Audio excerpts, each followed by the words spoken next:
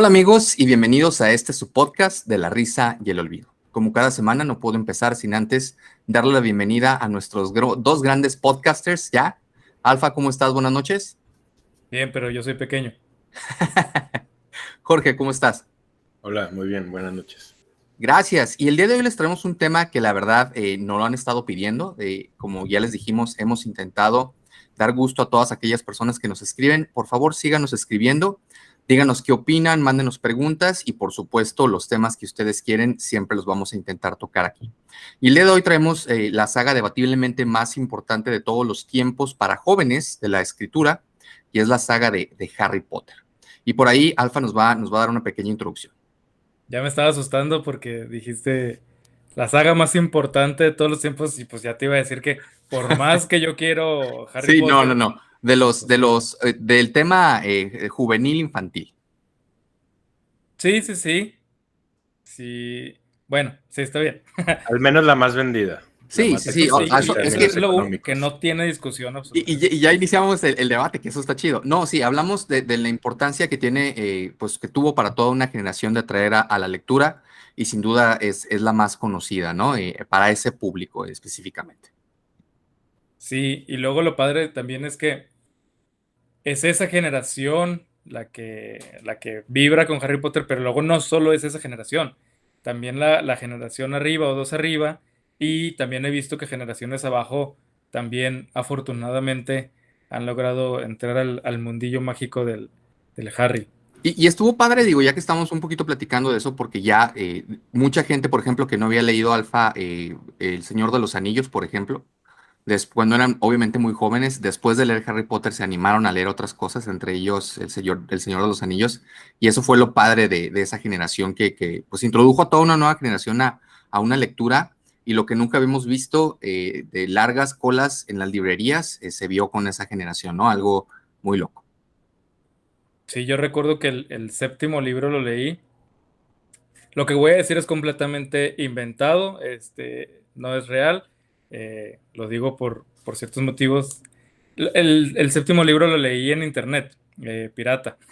El día que salió, luego alguien subió la versión en inglés y ahí, o sea, en un día entero, como casi los 20 horas, 24 horas estuve leyendo el libro como obsesionado, como idiota, porque yo no me podía esperar a que saliera en español y luego que comprarlo aquí en la librería. Y creo que en esa época pues todavía no estaba tan fuerte Amazon, cosas así. Entonces yo lo que hice inmediatamente fue buscarlo. Lo encontré como a las 3 horas de que salió en Inglaterra y, y lo leí así en la computadora, de seguidito. Ya después la edición física y todo, pero me gustó mucho. Es el que más veces he leído, naturalmente. Bueno, no naturalmente. Creo que el que más veces se ha leído, yo creo que, bueno, no sé, cada quien tendrá, ahorita hablaremos de ello, pero Pero sí, fíjate qué interesante, mi favorito es el Príncipe Mestizo, por ejemplo. Es el que más me gusta a mí de la saga, es el que más me gusta a mí. mira, a mí el que más me gusta es el Príncipe Mestizo, el 6. El que se me hace mejor escrito es el 7 por mucho. El 3 yo creo que ese es mi favorito en realidad, el 3 y luego el 6. Y el más importante de todos, y por mucho, es el uno. Y los feos del cuento son el 4 y el 5 obviamente. Pero justo de eso voy a platicar poquito. Entonces, mi abordaje es por por qué Harry Potter tiene el impacto que tiene. No es tanto porque es bueno o porque es malo o porque es lo bueno, es porque tiene el impacto que tiene. Como Jorge dijo, es el libro más vendido, es uno de los libros de las sagas pues más vendidas de la historia. Una de las autoras que más dinero recaudó precisamente por la venta de los libros. Y es difícil decir que es sin mérito, ¿no? Algo de mérito tendrá y pues un poquito por ahí vamos a andar explorando. Definitivamente, de los libros grandes, famosos, gigantescos que existen, pues Harry Potter no es la historia mejor escrita. De hecho, yo me acuerdo mucho que no sé si sea real, pero se decía en su tiempo que Humberto Eco se burlaba mucho de que Harry Potter estaba muy mal escrito y que Rowling era una mala escritora. De Y hecho, así, Harold Bloom odiaba a Harry Potter. Ándale, Harold Bloom, o sea, de hecho voy a hablar de Harold Bloom un poquito. Para los que no sepan, Harold Bloom es como la gran autoridad de los estudios de literatura y literatura comparada en Estados Unidos. No sé si ya se murió, pero por ahí anda ya cerca de colgar los tenis. Y es como el jefe de departamento de Yale de literatura. Y es uno de los más grandes estudiosos de Shakespeare. Y él es el que hizo el canon de la literatura, es decir, esto es y esto no es. Pues Harold Bloom es una súper, hiper, mega autoridad increíble. Además es un gran escritor, es un gran profesor. Pero bueno, ahí está. Harold Bloom odiaba a Harry Potter. Y era mucho como el espíritu en el momento de escritores y lectores o intelectuales o pseudo intelectuales que no, es que Harry Potter no está bien. Está bien, Harry Potter no es la historia mejor escrita de todas estas. Tampoco es la historia más épica. En un solo discurso del rey Theoden hay más épica que en todos los 7 libros y las 8 películas de Harry Potter juntos. Y eso es indiscutible. Eh, entonces no es ni la mejor escrita, no es la más épica, pero sí, ya empezamos a hablar de eso. Hay una generación completa, que me atrevo a decir que es mi generación, que con solo escuchar el temita del prólogo de Harry Potter, nos transportamos y nos vamos y empezamos, no diría que nos pone la piel chinita, tal vez sí, tal vez no, pero sí empezamos a reconocer algo que nos es muy familiar y que nos es entrañable. Entonces, también la generación de nuestros papás, como digo, que nos vieron crecer leyendo, viendo las películas, hablando de Harry Potter, y que también ellos disfrutaron muchísimo su lectura, y un par, dos, tres perdidos de los que han venido, afortunadamente todavía no se han perdido en el camino y han sabido estar ahí. Entonces, yo creo que la primera razón de por qué es tan importante o por qué ha tenido tanto pegue Harry Potter es la menos importante de las que voy a hablar, y es que Rowling usa indiscriminadamente todos los cuentos folclóricos europeos que encontró, todos los mitos que encontró y los agarró y dijo, vénganse para acá. Rowling en ese sentido fue muy tradicionalista, pero hablo de la tradición premoderna, en el sentido en que ella no quiso decir yo inventé esto, yo soy original, yo soy la gran novedad, yo soy y esto es 100% mío. No, como que Rowling dijo yo soy parte de una tradición y me voy a asumir parte de esta tradición y esta tradición incorpora todo esto y lo voy a asumir y lo voy a traer y nunca voy a decir que yo lo inventé ni me voy a molestar en nada. No se molesta en cambiarle los nombres de las criaturas, no se molesta en cambiar atributos, no se molesta ni siquiera en disfrazar a sus propios personajes. Todos sus personajes ya traen su nombre, en su nombre, no todos, pero muchos ya traen en su nombre lo que son, o traen en su nombre algo de un atributo que van a figurar. Entonces, la ventaja de que no maquille nada es que conserva el efecto que estos personajes tienen en sus historias. No solo las criaturas fantásticas como el basilisco, el fénix, el grifo, el dragón, el mago que se transforma, sino también, digamos, los personajes arquetípicos que va metiendo ahí como parte de la historia. Pero obviamente las criaturas fantásticas son una parte muy importante de esto.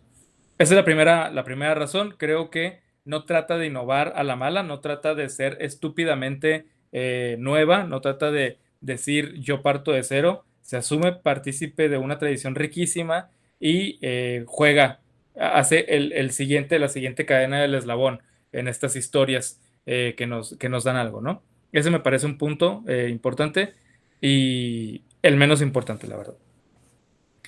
En casa de mi de mi abuelita Caro, había valores familiares. Uno era la unión, el perdón, la honestidad, Harry Potter. Harry Potter era uno de los valores importantes en casa de mi abuelita. Y pues ella no tenía mucha lana, entonces no tenía para comprarle a cada nieto su copia de Harry Potter, pero sí compraba uno. Y ese lo compraba y todos los nietos teníamos derecho a ese libro. Obviamente iba por orden de edad, iba primero mi hermano, que es el mayor de todos los nietos, y al final mi primo Olvar, que era y pues sigue siendo el bebé de los nietos, ¿no?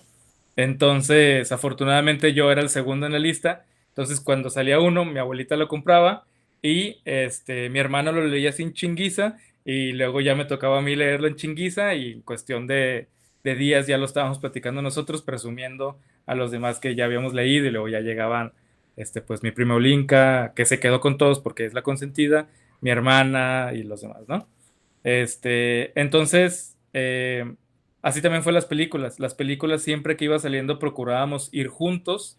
A la primera función que veíamos todos teníamos que ir juntos. Y si ya después, como fue un lapso grande de tiempo, ya no podíamos ir juntos, bueno, a la primera función, aunque ya la hayas visto en otro momento, tenía que haber un momento en donde nos reuniéramos para ir a ver Harry Potter. Y pues siempre se sintió muy bonito. Además, como que Harry Potter los momentos de estreno del cine, no sé si se acuerdan, eran invierno. Y siempre era en invierno, era así como se sentía el frillito. Harry Potter es muy fácil asociarlo al frío, a la Navidad. Entonces, fíjense que lo de la Navidad es raro porque en Howard se celebra la Navidad. ¿Por qué? A ver, nosotros celebramos la Navidad en teoría pues por Jesús, ¿no? Por el nacimiento de Cristo. Pero pues en Hogwarts nunca se ve que no tengan una religión o que adoren o que sean cristianos o algo así. Aún así celebra la Navidad, vamos a asumir que es por la celebración del solsticio de invierno, que es donde lo tienen todas las civilizaciones y las culturas paganas, ¿no? Y ellos también. Entonces se celebra ahí la Navidad por el solsticio de invierno y está súper bien. Mi única queja con la Navidad de Harry Potter, que es de hecho muy mágica, y por eso Harry Potter navideño es muy mágico, mi única queja con eso es que, no sé si se acuerdan, pero el que lleva los pinos del bosque los corta y los arrastra todo el camino hacia el castillo es Hagrid. Entonces, ¿por qué tiene que ser Hagrid el pobre gigante que ahí va con todos los pinos cargando, o sea, arrastrándolo desde el bosque hasta el castillo? A ver, es un mundo mágico, o sea, no pueden tener tres profesores que hagan hechizos y transporten todos los pinos del bosque al castillo. O sea, ¿por qué lo pones a trabajar a él? ¿Nomás porque ya le estás pagando y para que se ponga a hacer algo? ¿O porque es un gigante y porque puede? Entonces, esa sí es una queja que yo tengo con el pobre de Hagrid. Pero Ahora, va esa queja al Ministerio de Magia, no tanto nosotros. sí, sí, que sí es como que hay abuso laboral ahí, que entre, ¿no? Entonces, ¿por qué cuento toda esta historia? Pues no digo que Harry Potter debe ser un valor familiar en todas las casas, este, pero sí creo que una de las relaciones más importantes que tiene Harry Potter con la gente que enganchó es porque, al menos con mi generación, fue contemporáneo y fuimos creciendo juntos y fuimos desarrollando una relación que se vivió por los años. Y eso no es poca cosa, no es poca cosa. Ya lo hemos platicado los tres. Algo similar se vio, por ejemplo, en los estrenos de los últimos capítulos de Game of Thrones. A pesar de que David lo tenía muy claro, a pesar de que la última temporada fue catastrófica, ya el nivel al que había llegado de importancia como cultura pop, era tan grande que la gente se reunía a ver los estrenos de cada capítulo. Y esto es precisamente porque ya habían años y años y años de relación. Insisto, no es poca cosa, es algo muy importante. Entonces, esta unión de los años, ir esperando el libro, ir leyéndolo, y luego la película y platicarlo, entonces ir creciendo con los protagonistas es uno de los factores importantes. No solo nuestra generación ama Harry Potter, también las otras. ¿Y qué amarán esas otras? Pues obviamente la magia, la historia es buena, yo insisto que lo estético es fundamental, lo precioso del castillo, los paisajes, pero también hay unas cosas que son un poquillo más profundas y a eso voy. Eh, para mí, insisto, lo mejor de Harry Potter está en todo, pero nunca hubiera sido posible por ese primer libro. Y es que ese primer libro marca toda la forma en la que vamos a ir acompañando el viaje de Harry. Y eso para mí es fundamental. Eh, voy a decir para mí las dos cosas más importantes de toda la saga de Harry Potter. Es que es una historia de amor y es una historia de transiciones entre mundos. Obviamente no es una historia de amor romántico, es una historia de amor familiar y es una historia de amor entre amigos y de amor en comunidad, si acaso, que es válido. Pero sobre todo es de un amor de sacrificio. Voy a explicarlo y que es una historia de transiciones entre mundos. Vamos a ver, tenemos la transición del mundo ordinario al mundo mágico. La tenemos cuando acompañamos a Harry en el primer libro, cómo él va descubriendo quién es y todo eso. Entonces es una primera transición. Tenemos una transición de la infancia a la adultez, ¿verdad? Tenemos una transición de la soledad y el abandono a ser parte de una comunidad. Tenemos una transición de ser un niño débil, buleado, y ser, digamos, un don nadie que se puede elevar a sí mismo por encima de las circunstancias y poder convertirse a alguien por cuenta propia, ¿no? Estoy hablando de Ron y tal vez de Neville en su momento. Tenemos la transición de la muerte a la vida con Voldemort. Tenemos la transición de un héroe a un héroe y rata a traidor, villano, cómplice de asesinato. Tenemos la transición de ser el peor asesino y traidor a ser la figura paterna de Harry. Tenemos la transición de una niña nerd odiosa a ser la maga más importante y trascendente de su generación, sino es que de todos los tiempos. Yo sí creo que el rol de Hermione está muy underrated. O sea, el protagonista es Harry Potter, pero en verdad el protagonista es Harry Potter, pero la heroína es Hermione.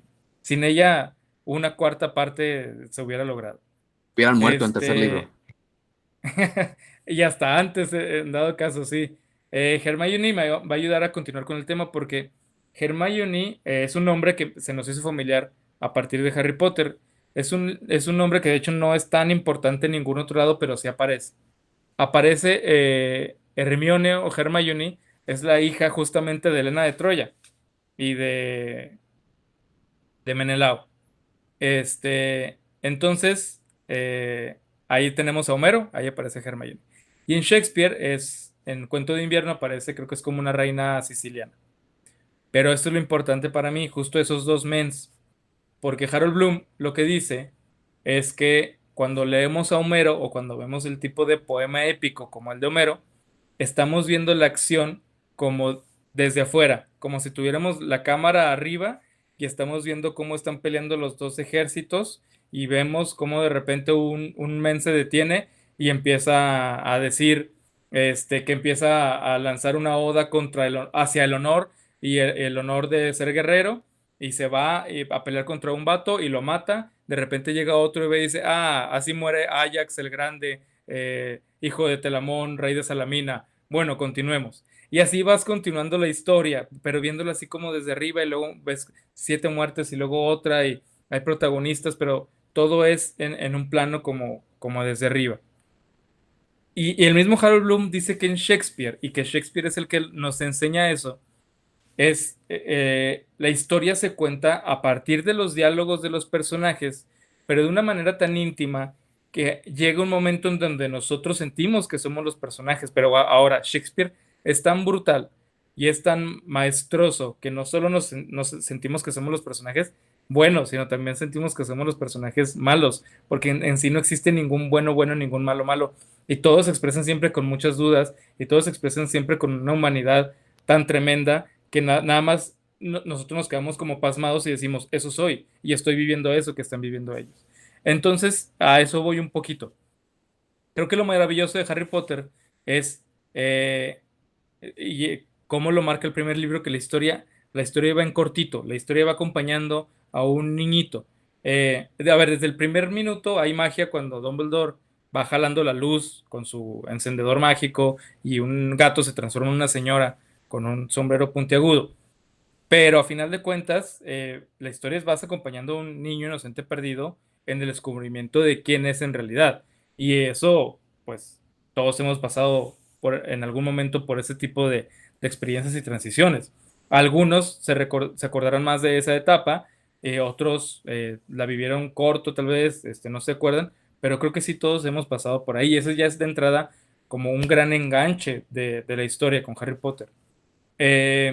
Y lo que siempre digo también, a final de cuentas todos fuimos a la secundaria, todos entramos por primera vez a un trabajo, todos entramos de repente a un lugar en donde hay que adaptarnos y donde hay bullies y donde hay amistades, unas falsas, otras verdaderas, donde hay pruebas, donde tenemos que conciliar la vida social con los estudios, con el deporte, con huir de que te mate un mago tenebroso, y que ahora viene por ti. Todos hemos vivido eso, exactamente todas esas cosas las hemos vivido, entonces por eso nos identificamos con Harry Potter. Eh, Todas esas transiciones por las que pasa, pues son transiciones que en el libro están disfrazadas no disfrazadas, pero están envueltas en una magia preciosa, súper estética, pero al final de cuentas hay algo adentro de nosotros que cuando lo vemos decimos, ok, hay algo, hay una relación ahí. Eh, Mira, la primera vez que Harry Potter ve el Diagon Alley, está tan sorprendido como nosotros.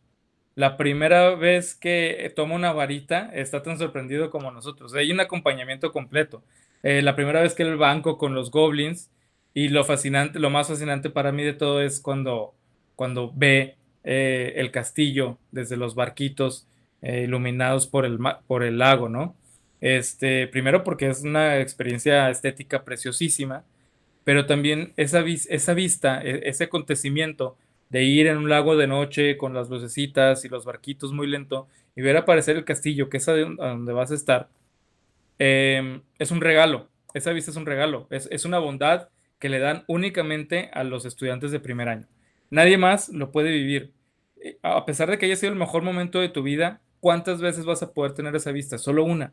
Y solo una porque a pesar de que tú después vuelvas y te subas a un barco y todo eso, jamás va a ser igual.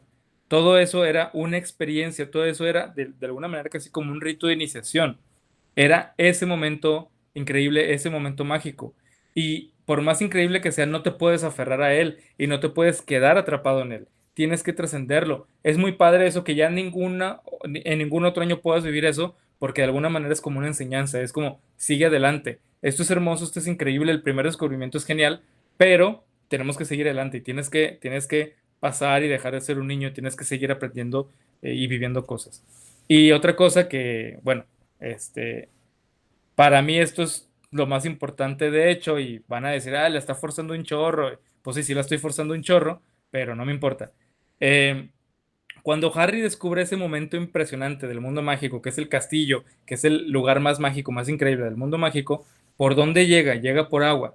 ¿Y qué es el agua? El agua es la metáfora del inconsciente, es la metáfora del alma, es la metáfora de la profundidad del lugar más profundo del alma. Entonces lo está atravesando de noche con una lucecita. eh, entonces, eh, yo lo que digo es que para llegar al lugar más mágico, es una metáfora para llegar al mundo más mágico y más increíble de todos, se llega yendo hacia adentro de uno mismo. Y pues estamos volviendo al mismo tema que yo he hablado siempre, que es el camino del héroe y todo esto, ¿no? Entonces, para continuar con esto, nada más voy a decir que eh, en la historia de Harry Potter es de amor, amor en el sacrificio, pero, pero no en el sacrificio forzosamente de, que me disparen a mí y que yo me muera y que sobrevivan los demás. Sí existe ese tipo de sacrificio en Harry Potter, pero hay otro tipo de sacrificio que a final de cuentas es el mismo, pero desentendido de otra manera y quiero señalarlo. La palabra sacrificio significa convertir a algo en sagrado. Y es eso. Lo sagrado se define también por lo profano. Lo profano es el mundo ordinario y lo sagrado es el mundo especial. Entonces, de nuevo, la transición de los mundos sagrado y profano. Harry venía de lo profano y llega a lo sagrado o a lo mágico. Pero si hay algo de sagrado, por ejemplo, en... A ver, de nuevo, convertir algo en sagrado es convertirlo en algo de otro mundo.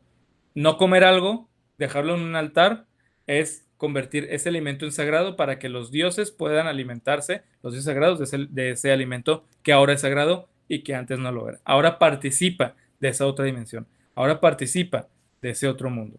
Entonces, algo muy claro para mí es el sacrificio de Lily Potter, que es la mamá de Harry, cuando ella se sacrifica por amor ante el ataque que le hace Voldemort.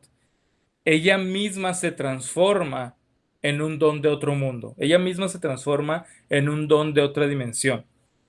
Tú puedes interpretar que también transforma a Harry en algo sagrado, en algo especial, porque a partir de ahí Harry va a ser el niño que vivió y el niño especial y el niño que hay que cuidar y bla, bla, bla.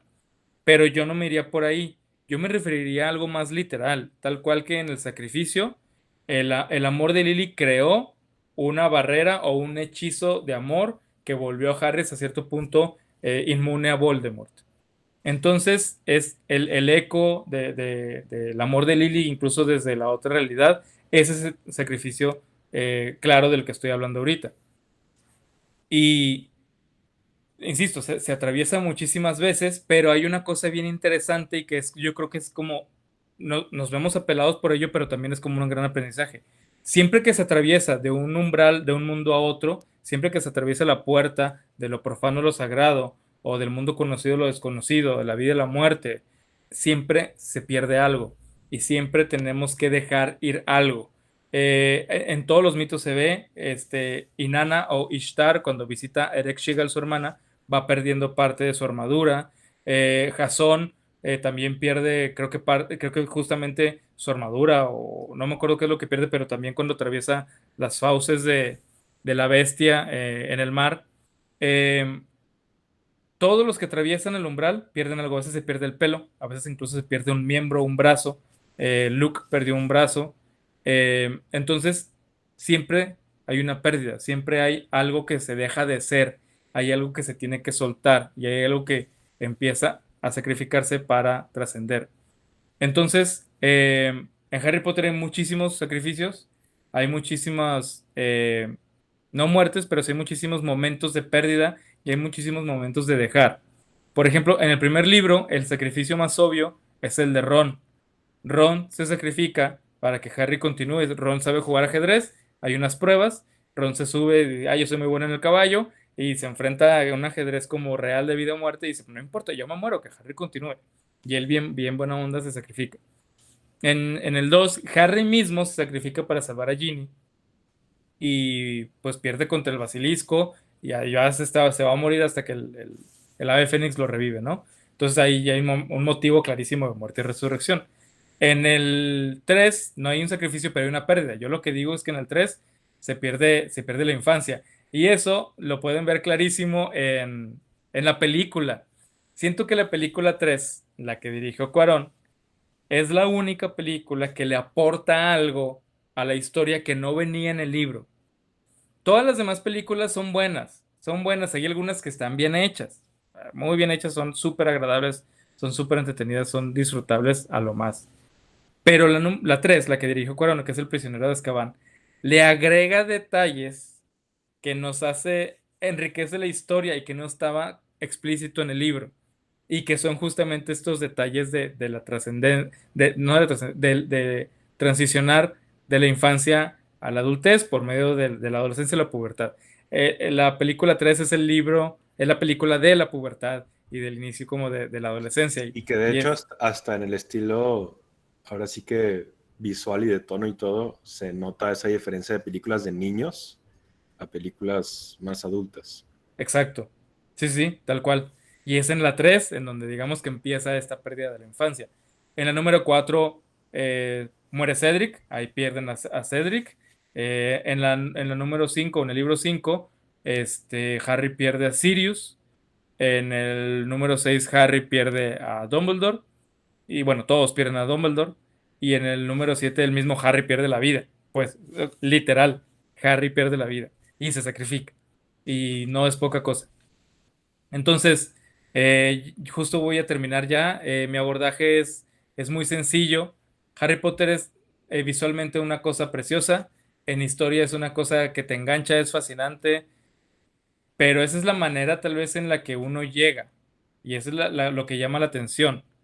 Lo que, lo que hace que se te quede, lo que hace que sea tan entrañable y lo que hace que la gente que ama a Harry Potter la ame tanto, es porque además de todo esto es una historia de un ser humano tratando de descubrir quién es, tratando de conciliar todos los aspectos de su vida, este, y descubriendo que a pesar de que es dificilísimo hacerlo, siempre va a tener amigos, siempre va a tener ayuda y que no es ni tiene que ser perfecto para lograrlo y solo tiene que entender que tiene que seguir adelante, y tiene que seguir adelante dejando ir cosas, sacrificando cosas, madurando, y que la fuerza más increíble que va a poder descubrir en todo ese asunto es el amor. Y por eso también a mí me parece muy importante que la historia no tenga como un gran romance. Sí tiene su novia, y sí hay otro romance por ahí que es el de Ron y Hermione, pero jamás son la parte central de la historia.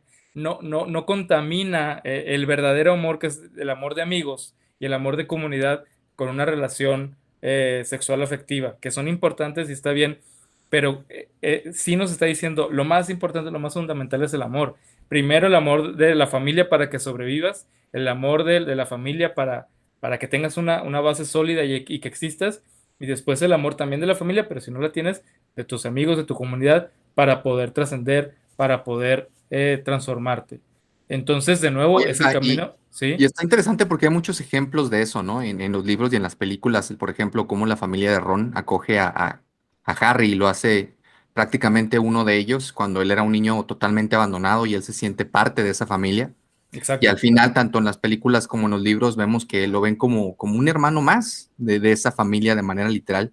O sea, hay muchos ejemplos así padres en las películas y en los libros de este amor, que estoy de acuerdo contigo, que es lo más padre del libro, el amor fraternal, el amor de amigos, que se van descubriendo, como tú dices, y no, sin ser perfectos, van complementando las fuerzas que tiene cada uno de ellos para lograr el objetivo. Esa parte me parece muy loable, muy buena.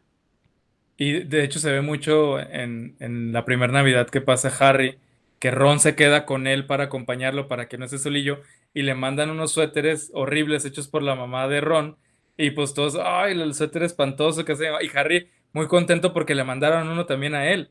Y sí están espantosos, pero pues él es el sentirse parte de ella, es el sentirse tomado en cuenta, y es lo más grande en ese momento, ese detalle. Sí, yo ya acabé. No, pues muy padre, muy interesante. Fíjense que yo esta semana me di a la tarea de investigar algunas referencias que tomó el libro, que voy a pasar a leerlas. Pero primero lo que hablaba de la trascendencia, de la importancia de este libro, que es muy interesante ver cómo se coloca versus los grandes de todos los tiempos, y es interesante si ustedes no conocen la historia. Antes que esto, pues un pequeño disclaimer, aclaro que algunos de los títulos que pueden haber tenido más cosas, más copias impresas que de los que aparecen aquí, pero muchos de esos libros no fueron vendidos. Entonces, esta es la lista oficial mundial de los libros más vendidos de toda la historia y se ubica de la siguiente manera, nada más para que ubiquen la importancia que tiene Harry Potter en cuestión del mainstream que logró tener. En primer lugar, pues obviamente no es sorpresa para nadie, tenemos a la Biblia. Segundo lugar, tenemos las citas del presidente de Mao Zedong. Tercer lugar, tenemos a Harry Potter en tercer lugar, que es increíble. Cuarto lugar, El Señor de los Anillos. El quinto lugar, me da mucha tristeza decirles que es El Alquimista, del maestro Paulo Coelho. Sexto, tenemos a El Código Da Vinci, Crepúsculo y Lo que el viento se llevó. Ese es el orden de los libros que tenemos. ¿Qué opinan? Sinceramente creo que debería dar más tristeza Ganando como Crepúsculo siempre. Sí, sí, sí. que, Sí, Crepúsculo está que Paulo Coelho. en el 1, 2, 3, 4, 5, 6, en el 7. Sí, y también, bueno, pues, el Código Da Vinci logró vender muchos libros, ¿no? Pero bueno, no deja de llamar la atención que están en tercer lugar, ¿no? O sea, abajito de la Biblia y de las citas del presidente, ahí se ubica Harry Potter, que pues es interesante. Y uno, hablarles un poquito de lo que les decía, de las referencias que tomaron. Por ejemplo, no es casualidad el profesor de defensa contra las artes oscuras, tiene el nombre del profesor Lupin. Proviene de la palabra en latín lupinus, que significa perteneciente al lobo, y remus, que según la leyenda es un nombre que proviene de uno de los fundadores de Roma, que dice que fueron los gemelos Rómulo y Remo, ¿no? Por ahí, no sé si recuerdan al profesor Quirrell de la primera película. Bueno, en el Simposio de Platón se presenta un mito sobre el origen del amor. Se dice que hace muchos años las personas tenían dos pares de piernas y dos caras, pero un día el enojo de Zeus los dividió en dos. Como resultado de esto, los seres humanos pasan toda su vida buscando su otra mitad. En la mitología romana está Janus Quirinus, que es un dios de antaño, que suele ser representado así, con dos caras. Y a partir de esta figura de dos caras es la que se vio en la representación del profesor Quirrell, que lo vemos al final de la película 1. De hecho, Jano o Ajá. Janus es el que le da el nombre a enero. Es el dios de los principios y los finales. Es el dios de las dos puertas. Y por eso es enero es no como una deformación en español, pero es Janeiro. Lo tienen más en portugués. Y es January. Entonces él es Jano, Sí, Janus. literal, January. Gracias, sí, gran aporte. También incluye elementos del folclore británico, por ejemplo, la espada de Roderick Gryffindor hace alusión a la leyenda del rey Arturo y a su espada. Cuando esta aparece en el sombrero seleccionador y Harry la saca, es una referencia directa. No queda ahí, en otra de las películas se incorpora Merlín al universo de Harry Potter cuando lo mencionan, Y cuentan incluso que él asistió a Hogwarts y perteneció a Slytherin. Entonces Y Merlín de hecho, cuando era de leen, Slytherin. leen la tarjeta cuando van en el tren al principio y leen la tarjeta de Dumbledore, dicen perteneciente a, es como grado 3 de la Orden de Merlín, o algo así, es De como la Orden de un Merlín. dios de la Orden. Así es, correcto, sí. La historia contada por el padre de Luna Lovegood parece estar inspirada en The Partner's Tale, de la recopilación de Canterbury, Tales of Geoffrey Chaucer. En la película, el cuento aparece como parte de Tales of the Beetle Bard y cuenta cómo 3 hombres consiguieron engañar a la muerte y cómo ésta le da un regalo a cada uno. Estas son las reliquias de la muerte. El cuento retrata la avaricia que puede llevar al ser humano a ser capaz de todo y también el retrato de la muerte como una figura tangible. Muy interesante. Por ahí lo que nos había platicado Jorge también aparece aquí. Ante un comentario que le hizo un entrevistador respecto a que salvar el cuerpo de Cedric guardaba ciertas similitudes con la Ilíada y las acciones de Héctor, Aquiles y Patroclo, Rowling respondió, de hecho, de ahí lo tomé, de ahí viene, me conmovió mucho.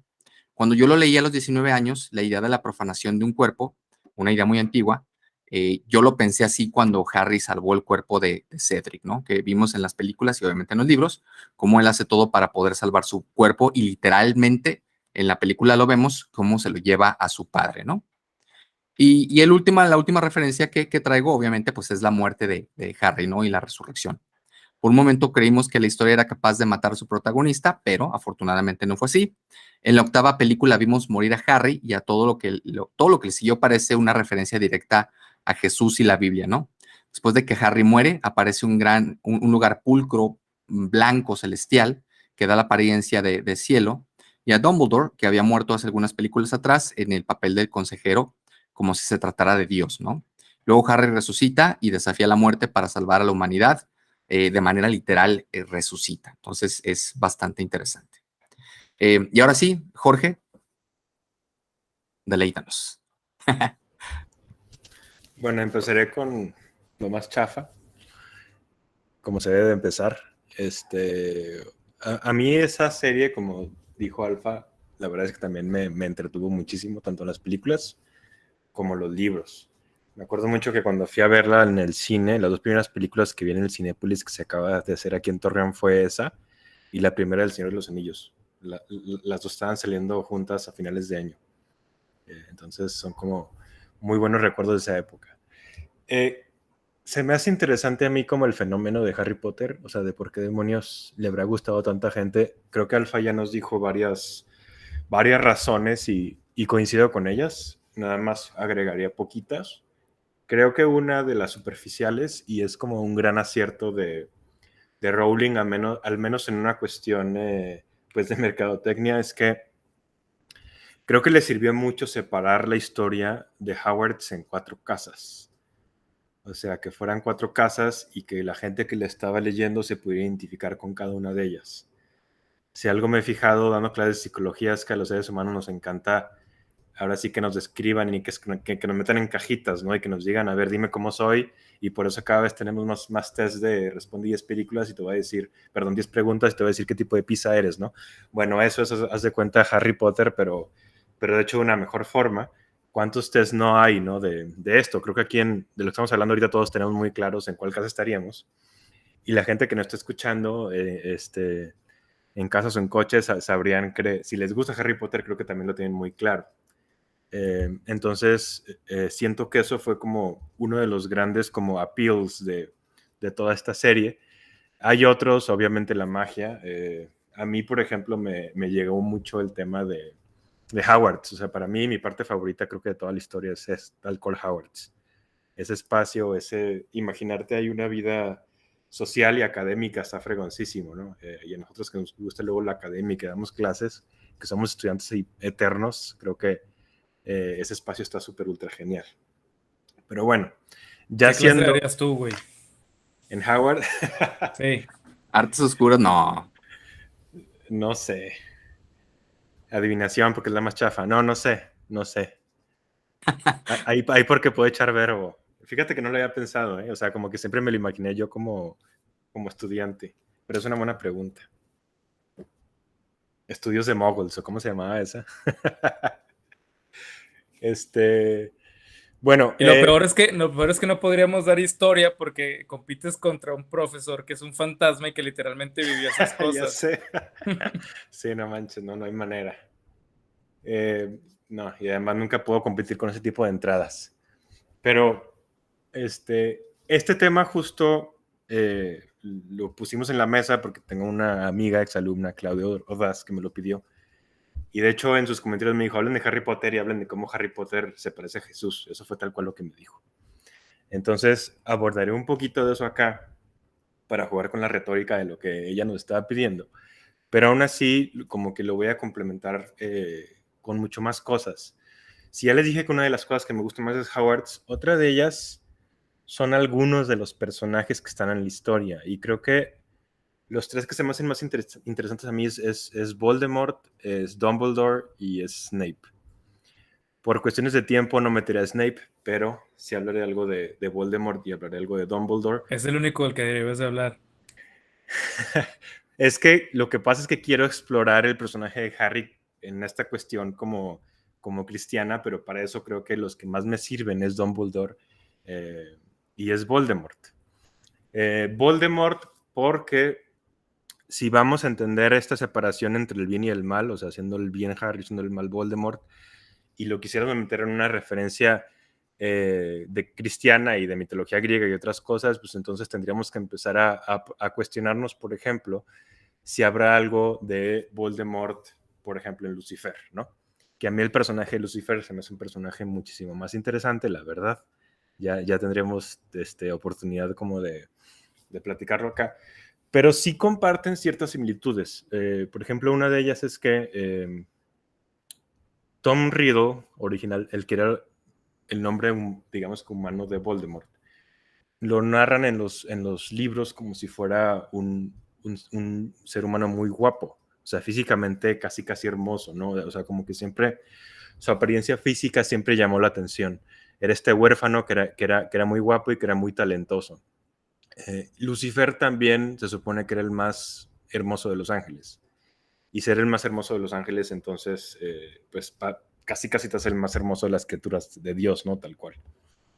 Y sin embargo, en esa apariencia física como muy hermosa, cuando ambos, digamos que caen y se van por el lado oscuro, uno en contra de Dios y otro, pues más bien hacia las artes oscuras, los dos acaban perdiendo esa apariencia física hermosa que tenían. O sea, Voldemort pasa de ser el alumno más guapo de la escuela y se acaba convirtiendo con el tiempo pues, prácticamente en un monstruo, ¿no?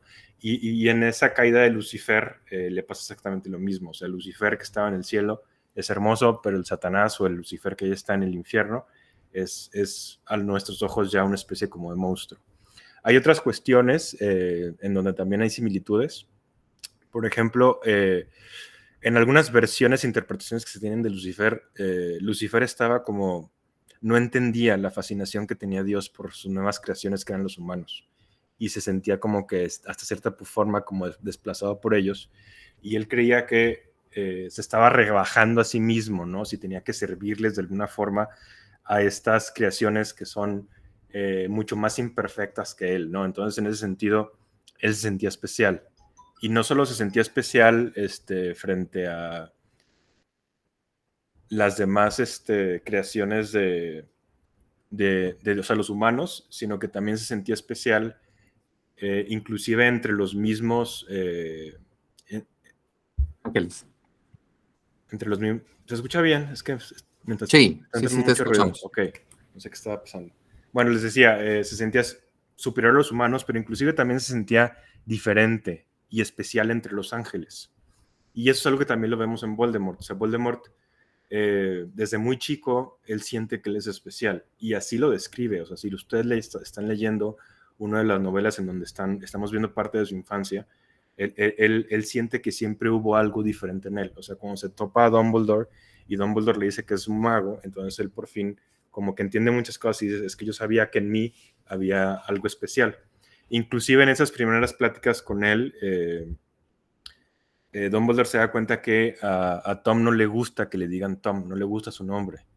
Y la respuesta que él da para decir que no le gusta su nombre es que es un nombre bastante común. Entonces ahí estamos teniendo como este rechazo a lo común, este rechazo a lo que muchos otros tienen, ¿no? O sea, porque yo soy alguien que soy diferente, yo soy alguien que es especial, yo soy elite, ¿no? Y como elite estoy por encima de los demás y me merezco tal cual eso, ¿no? Y es algo que él va a estar como que buscando durante casi toda su vida, y creo que también es algo que se ve pues en la figura de Lucifer. De hecho, si analizamos, por ejemplo, ciertas características de los Slytherin tienen mucho como este anhelo por lo elite, o sea, son muy elitistas, y se sienten como pues por encima de los demás, y eso está pues más, ahora sí que encarnado completamente en esta figura de Tom Riddle, ¿no? Y de Lucifer también, de otra forma. Lucifer, una de las características que a mí se me hacen más interesantes es que en algunas de las lecturas que tenemos de él, es que a final de cuentas él representa la individualidad. O sea, él representa esa figura que no quiso seguir la voluntad de Dios. O sea, él quiso seguir su propia voluntad. Y eso hasta cierto punto es, yo quiero escucharme a mí mismo. O sea, yo quiero crear mi propio camino, no que me dicten un camino. Y eso lo hace un individuo. Ese tema es muy complejo y aquí no lo abordaré. Creo que se ve algo similar en Tom, pero de una forma mucho más rebajada y menos interesante, que es el hecho de que Tom es un ser muy aislado. Tom no tiene amigos, o sea, Tom tiene compañeros. Voldemort tiene compañeros, así lo describe Dumbledore. O sea, él dice que él no cree que nunca haya tenido amigos, ni uno solo, o sea, y que realmente él parecería que no los quiere tener. Sí tiene gente que utiliza para su beneficio, o sea, todos sus seguidores es gente que le está utilizando para él llegar a su fin, pero a final de cuentas ellos no son sus amigos. O sea, se supone que a cierto punto Voldemort es un humano que es incapaz de sentir amor por nadie, y ningún tipo de amor. O sea, él simplemente no puede amar, ¿no? Hay alguna interpretación por ahí que leí que decían que era porque como él había sido concebido por una poción de amor, nada más para los que no sepan la historia, la mamá de Tom Riddle estaba muy enamorada de un humano, de un muggle que no le hacía caso, y utilizó una poción de amor para que se enamorara de él de forma ficticia. Entonces es como si él, como ese producto de esa relación amorosa, hubiera nacido de un amor que es un amor falso. Entonces él no puede amar a nadie en su vida de ninguna forma. Entonces no va a poder hacer conexiones amorosas de ningún tipo, ni siquiera de amistad, ni de compañerismo, ni nada de eso. Entonces acaba siendo este personaje que es tremendamente aislado de los demás. O sea, ahora sí que es el individuo que es completamente solitario, tal cual, y que así lo quiere ser. Entonces ahí como que vemos de una forma indirecta otra relación con esto. Y aquí es donde yo voy a empezar como a mezclarlo y a compararlo con ciertas cuestiones de Harry. Porque Harry sí tiene ciertas características de Voldemort. A final de cuentas, ya sabemos que cuando Voldemort lo atacó de bebé, una parte de Voldemort se quedó en Harry, y Harry es como si fuera dos en uno, ¿no? Tiene la parte Potter y tiene la parte de Voldemort. Y por ejemplo, los dos comparten que son huérfanos, tal cual. Otto Rank decía que generalmente los héroes y los villanos tienen que ser huérfanos, porque al hacerlos huérfanos, tú lo que haces es que le estás quitando el techo de crecimiento, ¿no? O sea, es como si usualmente durante casi toda la historia de la humanidad, tú ibas a llegar tan alto como había llegado tu padre generalmente, o tu madre, así era. O sea, si tu papá era zapatero, tú ibas a ser zapatero, punto, te fregaste. Si tu papá era rey, tú ibas a ser rey. Pero entonces si tú agarras a un héroe y a ese héroe le quitas los padres, es como si ya no tuvieran un techo que los limitara y pueden crecer lo más que puedan. Y en este caso ambos, pues acaban siendo huérfanos. Ambos también acaban siendo muy famosos, los dos son muy talentosos, los dos pueden hablar Parcel con las serpientes. O sea, se van repitiendo como que este tipo de similitudes. Hay muchas más. ¿Se les ocurre alguna que no haya dicho hasta ahorita? No, nada más decir que en el caso de Harry es huérfano, pues por Voldemort. O sea, Sí, sí, pero a fin de cuentas es huérfano. Y de sí, hecho sí, sí. Voldemort también es huérfano por él, porque él mata a su papá, tal cual. O Sí, sea, él mata a su él mata a papá. su papá y a sus Sí. abuelos. Y él crece en un orfanato, y después del orfanato se va a Hogwarts.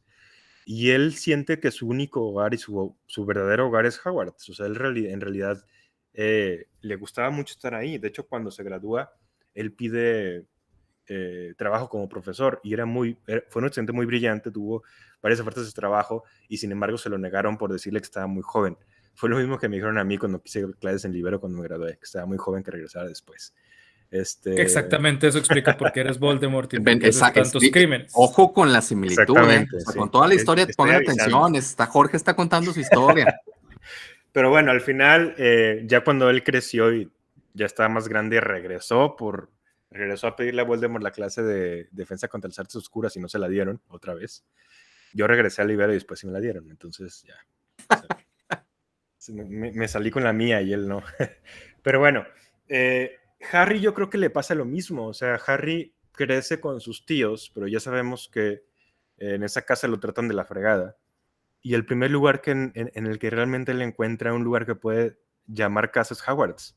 O sea, él también comparte esta parte con la figura de Voldemort, ¿no? O sea, ya son muchísimas similitudes, pero aquí es donde vamos a empezar a separarlos, porque si yo les dije que Voldemort era esta representación de este ser humano que está solo por decisión, que no puede crear lazos con nadie, Harry es lo contrario. O sea, Harry es una persona que lo que más quiere en la vida son sus relaciones cercanas. O sea, lo que más señora en su vida es poder volver a estar con sus padres. Lo que más señora en la vida es estar con sus amigos y cuidar a sus amigos. Y si se tiene que sacrificar por ellos, se sacrifica, ¿no? Entonces volvemos a tener esta figura como de este villano aislado, lo que sea Aquiles, y este héroe que sí tiene relaciones afectuosas y sociales adecuadas, como un Héctor, por ejemplo.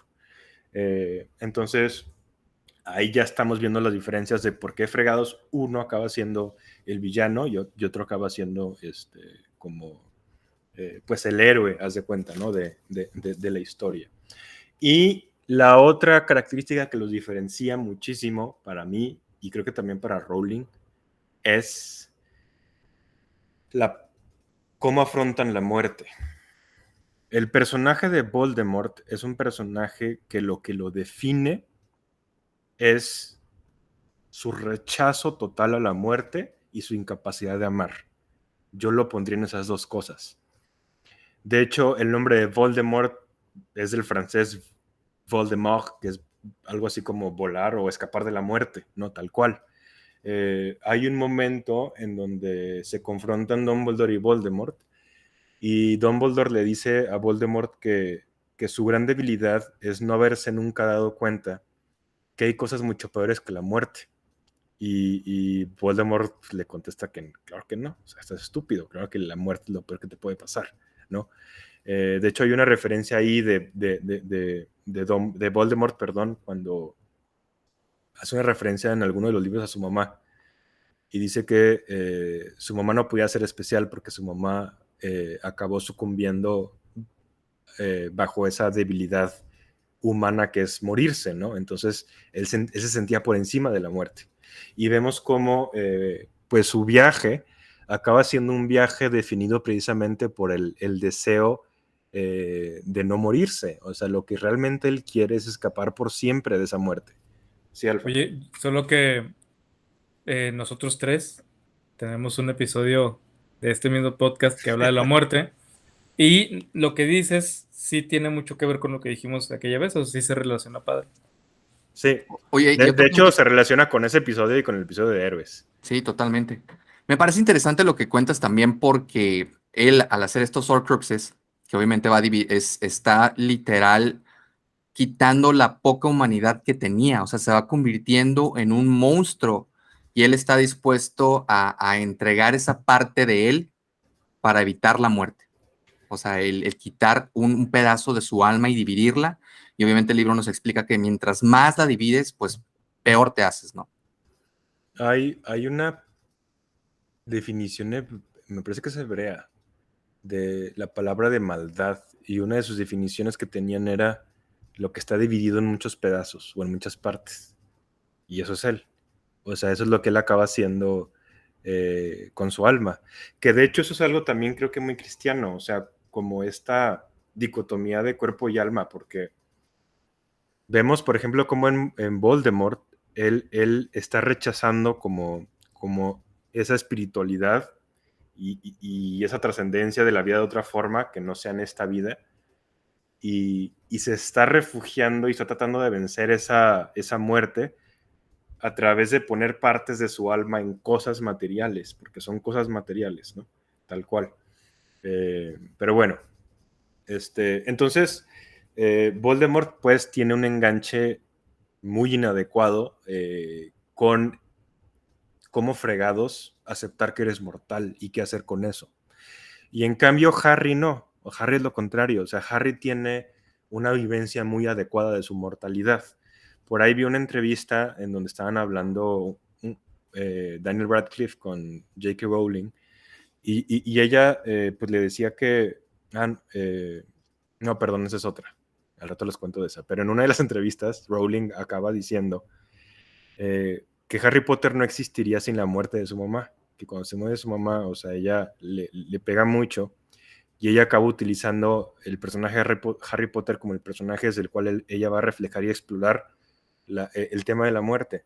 Y podemos ver pues cómo Harry Potter en su vida personal está llena de muerte, ¿no? O sea, se mueren sus papás, a él casi se muere primero, después sí se muere, se mueren varios de sus amigos, o sea, es un tema recurrente para él. Pero a final de cuentas, o sea, Harry cuando tiene como dilema de huyo y trato de salvarme a mí mismo o tengo que enfrentar a Voldemort tal cual frente a frente, aunque esto signifique morirme porque es mucho más poderoso que yo, entonces yo estoy dispuesto como a sacrificarme, ¿no? O sea, con tal de proteger esa gente que me quiere y esa gente a la que yo quiero. No sé si se acuerdan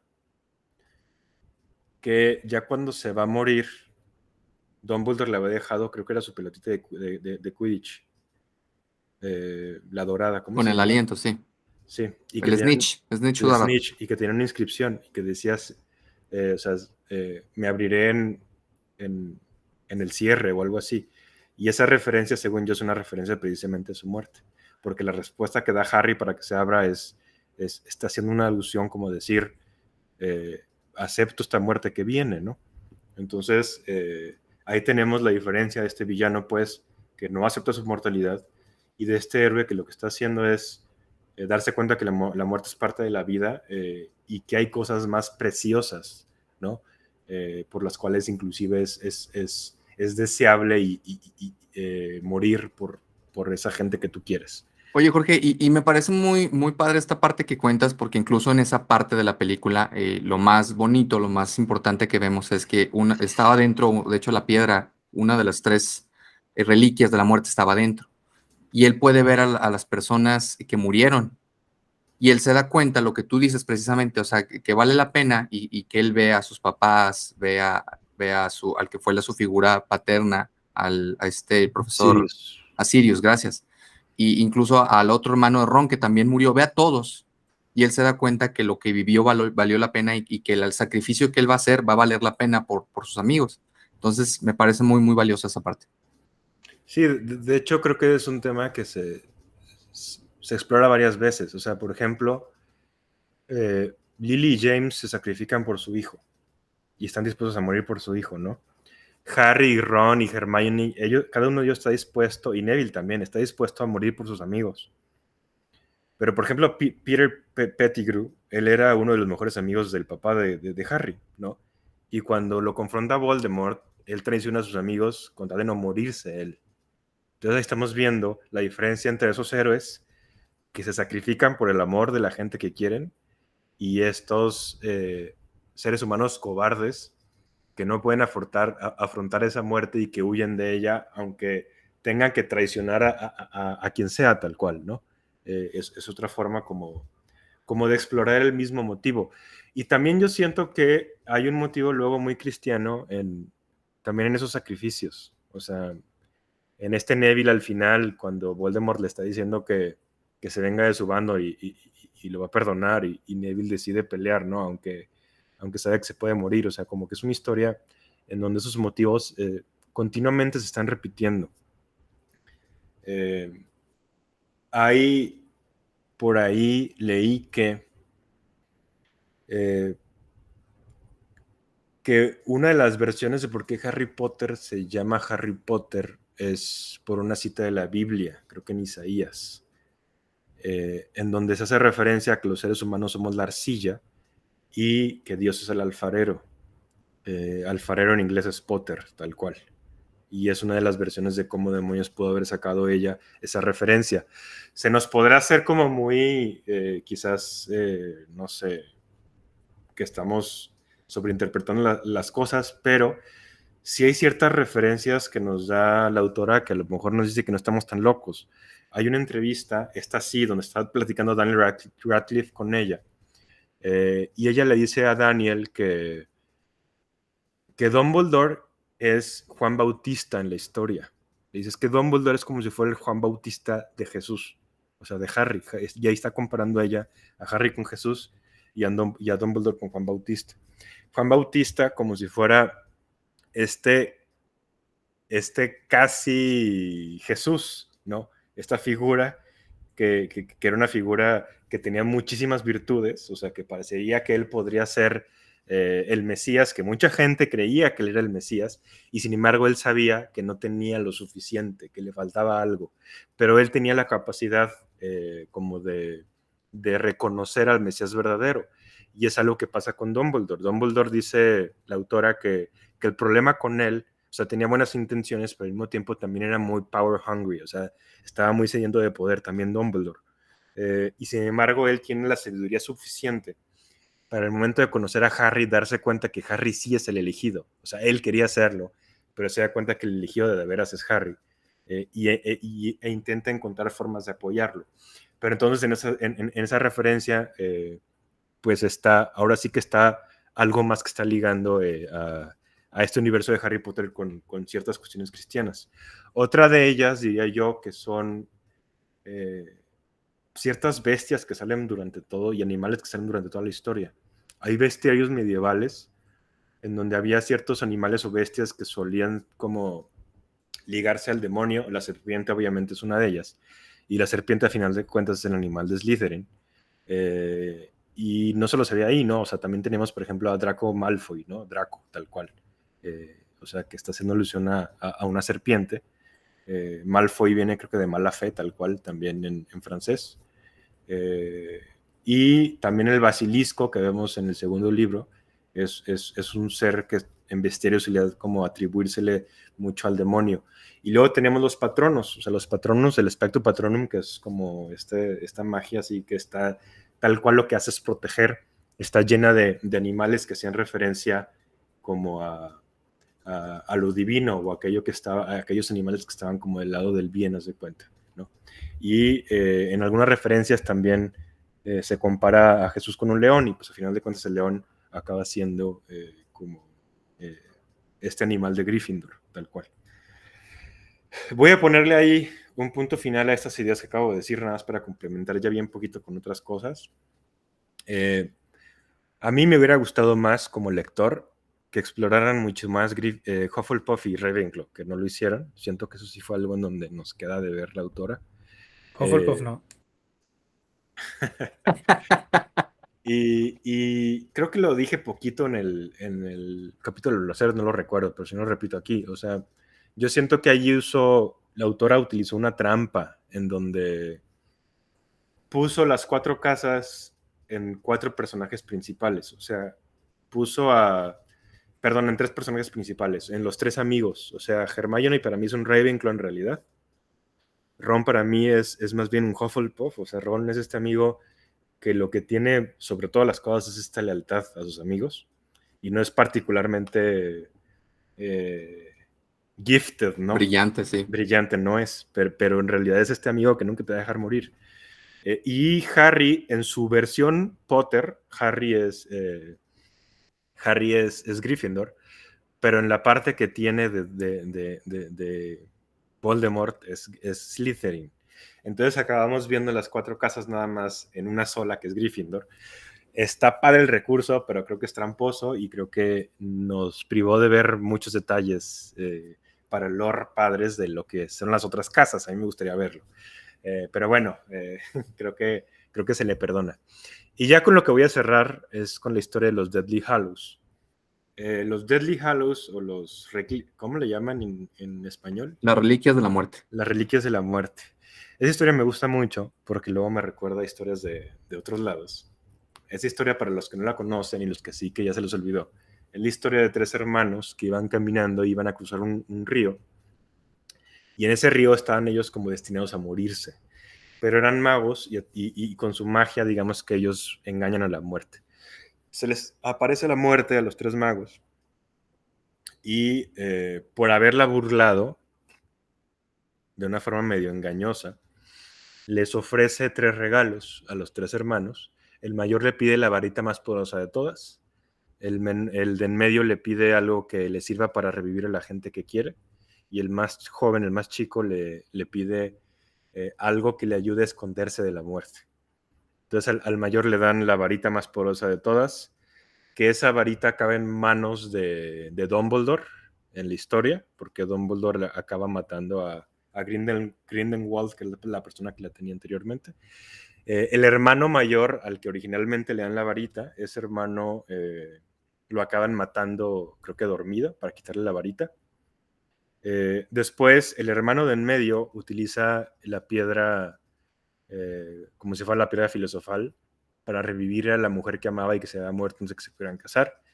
Pero esta amada de él revive, pero siempre está como en una nostalgia eterna, porque es como si fuera una muerte en vida, sabe que ya no pertenece a ese lugar. Entonces, él se acaba suicidando junto con ella para poder estar con ella ya en la muerte. Y el único que acaba de tener una vida larga es el más chico, y el más chico, aquel, digamos que objeto que le dan para que huya de la muerte es la capa de invisibilidad que tiene Harry en las historias. Y esto es porque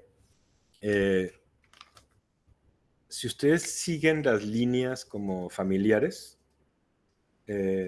tanto la capa de invisibilidad como la piedra, esas dos se acabaron pasando por la familia. Y lo interesante de esto es que la capa le acabó llegando al papá de Harry y la piedra le acabó llegando al abuelo de Tom Riddle. Entonces, de alguna forma, ellos dos están emparentados.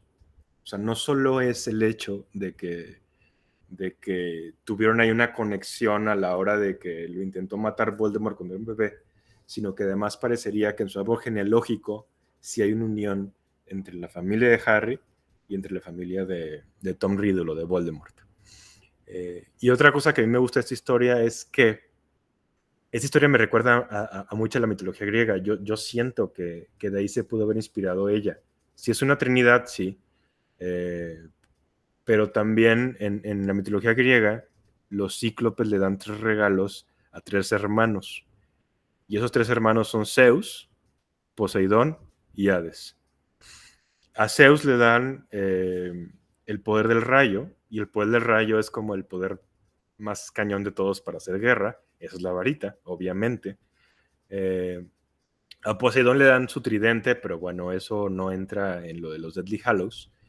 Y a Hades le dan un casco que lo hace invisible, como la capa de la invisibilidad. Entonces, eso no, o sea, no me consta, pero yo siento que por ahí se inspiró también. Fue una de las inspiraciones, otra de las inspiraciones que tuvo esta Rowling como para darle más color a la historia que creó. Oye, que está muy interesante porque incluso la manera en que lo hicieron visualmente es de las cosas que más me gustan de la película. O sea, esta caricatura que hicieron me pareció genial, fantástica. Y sí, como dices, en la historia cuentan que en ese río donde pasaba la gente normal, siempre se morían todos. Y que por eso la importancia de que la muerte apareció. O sea, ellos eran magos y lograron cruzar. Y la muerte dijo, achis, o sea, ¿por qué lograron burlarse? Aquí se supone que todos van a mi reino, ¿no? Se me hace interesante esa parte.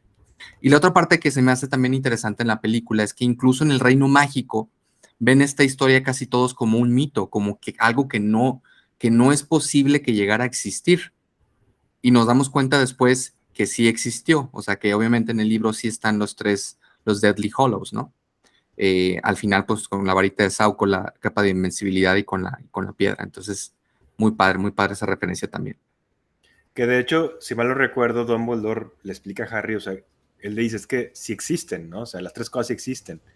Ya lo demás dice, pues de seguro es folclore, ¿no? Es lo que la gente le inventó alrededor. Pero las 3 cosas sí existen. Él sí lo acepta como desde un principio. Que sí da risa porque, o sea, finalmente te está contando un mago a nivel no sé qué. Entonces, bueno, sí. Sí, lo que nos parece se rompe, ¿no? De lo que nos parece ridículo y lo que nos parece lo que es aceptable. A mí lo que me parece más poderoso, la historia es increíble, pero lo que me parece más poderoso de esa historia en particular es justo a lo que estabas apuntando, Jorge, y que es a lo que apuntamos también en el episodio de la muerte de este podcast, así que vayan a verlo. Es el final del tercer hermano, que su manera de enfrentar la muerte es aceptarla como si fuera una vieja amiga. Uh-huh. ¿Qué es lo que hace Harry después? Tal cual. Sí, y la historia es muy bonito porque dice que cuando él estuvo listo, le entregó la capa a su hijo y abrazó a la muerte como fuera una vieja amiga, ¿no? Y vemos cómo la muerte llega por él de una manera hasta amistosa, ¿no? Hasta como de reconciliación. Que esa es la parte, como ya dijimos mucho, usted tiene que ver el capítulo de la muerte si no la ha visto, que es como todos quisiéramos terminar, aceptándolo, que es muy difícil porque finalmente somos humanos, seguramente al final de nuestros días no vamos a querer soltar, pero que ojalá y cuando eso suceda lo podamos hacer porque pues todos sabemos que vamos a morir desde el día que nacemos, ¿no? Bueno, no, No desde sé. el día que naces no sabes que vas a morir. Bueno, tienes razón, desde que tenemos conciencia, nos damos cuenta que, bueno, conciencia de la muerte, Pobre nos damos morrillo cuenta que traumado. vamos a... Sí, ya sé. Y bueno, creo que fue un gran capítulo, no sé si tengan algún otro apunte, creo que es un tema muy rico que nos da para muchas cosas.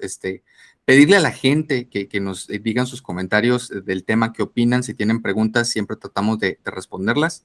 Sus comentarios nos ayudan muchísimo, como siempre pedirles que le den clic a la campanita y que nos recomienden si les gusta este contenido.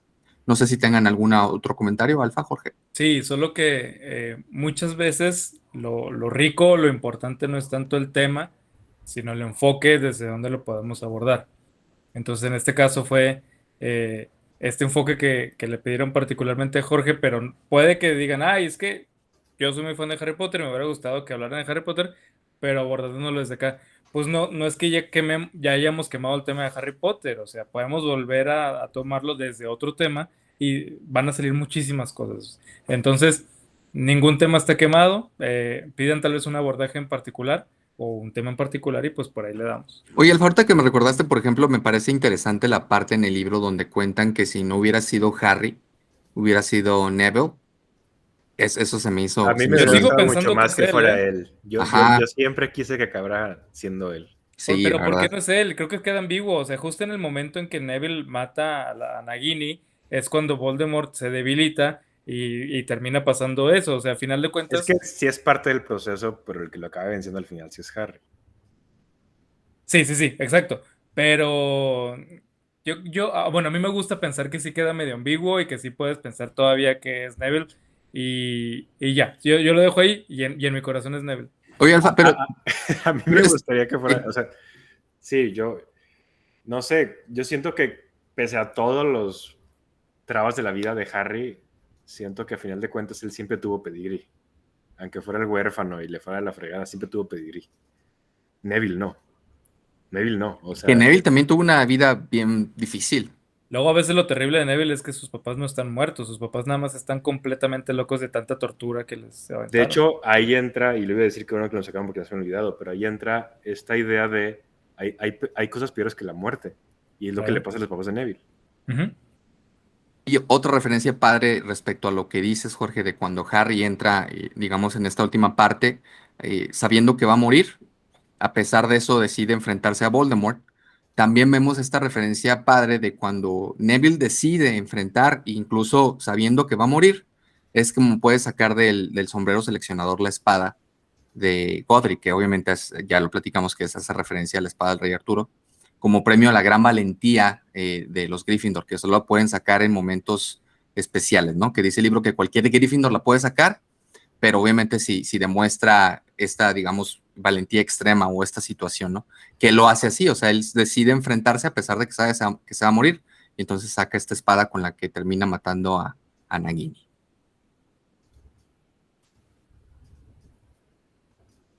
Bueno, amigos, y con eso terminamos este programa que espero haya sido de su agrado. Yo sé que de lo mío lo fue. Muchísimas gracias a Alfa y a Jorge por un gran programa el día de hoy. Como siempre, escríbanos si quiere que tratemos algún tema en especial. Por favor, no deje de hacerlo. Muchas gracias y nos vemos la próxima semana. Gracias, nos vemos. Bye.